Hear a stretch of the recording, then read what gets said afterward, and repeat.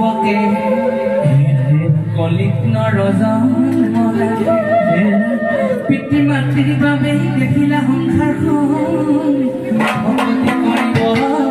লাগে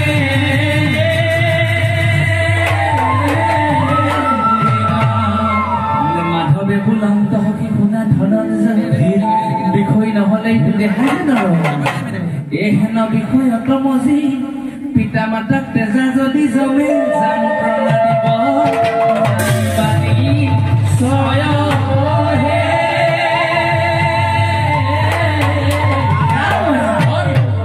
প্ৰভু সমস্ত ঠাই মাতৃ সমস্ত আপোনাসকলে জানে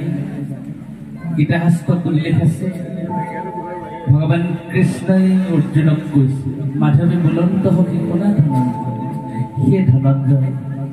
বিষয় নহলে এইটো দেখা যে নৰয় আমাক বিষয় লাগিব বাসনা লাগিব তেতিয়াহে সংসাৰখন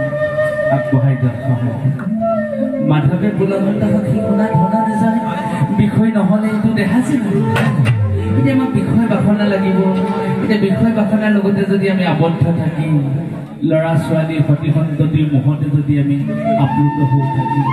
পিতৃ মাতৃ বৃদ্ধ হল বুলি যদি আমি পিতৃ মাতৃক পৰীক্ষা কৰোঁ তেতিয়া জানো জীৱনটো সুখৰ হ'ব তেতিয়াও জীৱনটো সুখৰ হ'ব কোৱা হৈছে বোলে হেন বিষয়ত মজি পিতা মাতাক তেজা যদি জমে যন্ত্ৰণা দিব জানিবানি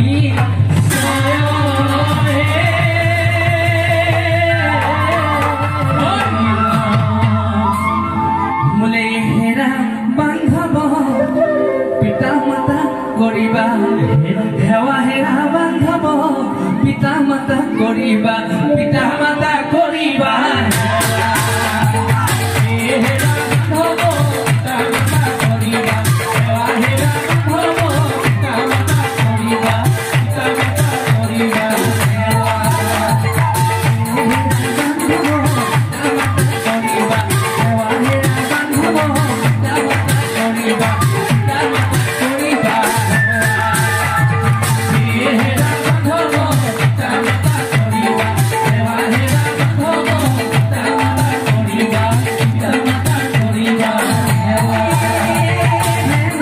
Come on.